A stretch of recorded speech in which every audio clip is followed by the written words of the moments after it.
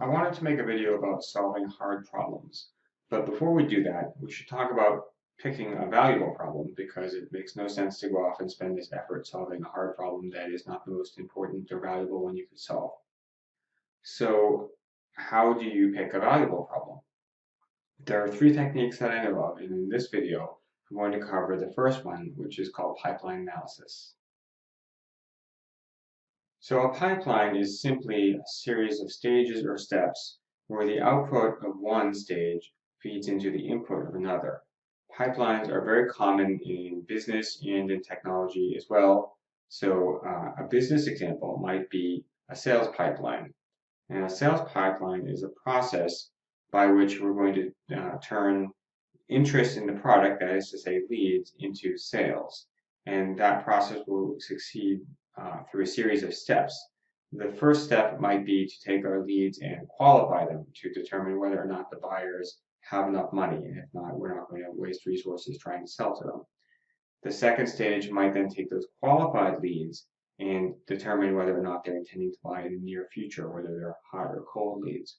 And we will proceed through the pipeline in that way, going from stage to stage, where the output of one stage is the input of another stage, until at the end we've made some number of sales.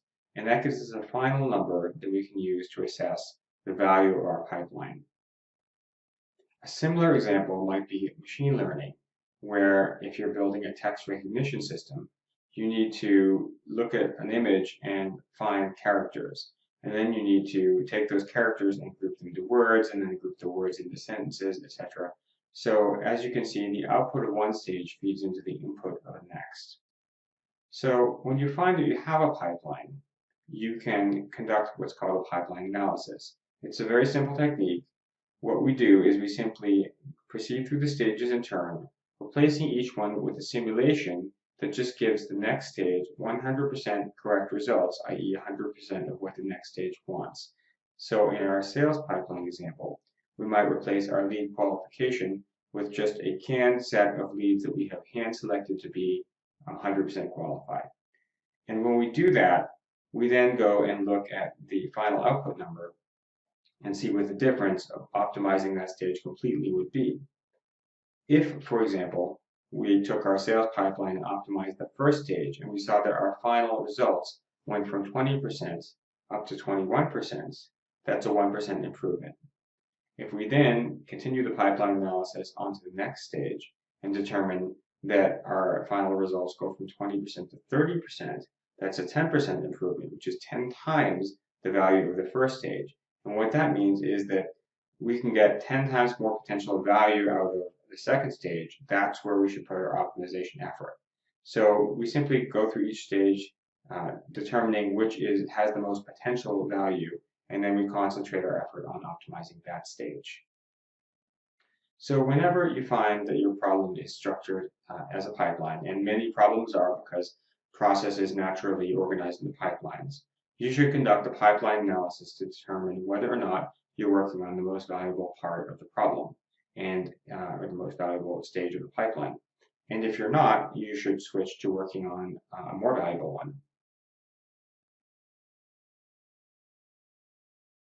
Now, I wanted to also take a moment to talk about the pros and cons of pipeline analysis as a technique. So one pro is that business processes naturally structure into pipelines, and so it's very generally applicable. And the same thing for technology processes. So it's a common technique. We can often use it. Another pro is that organizations can accept its results. This is kind of a big deal because an organization is naturally an engine that executes some business process that produces value. And so if you come along and say, well, we figured out that we should invest some effort into optimizing this stage of our process and we could get some incremental value out of that, the business knows what to do with that. That's the kind of incremental improvement that they generally do.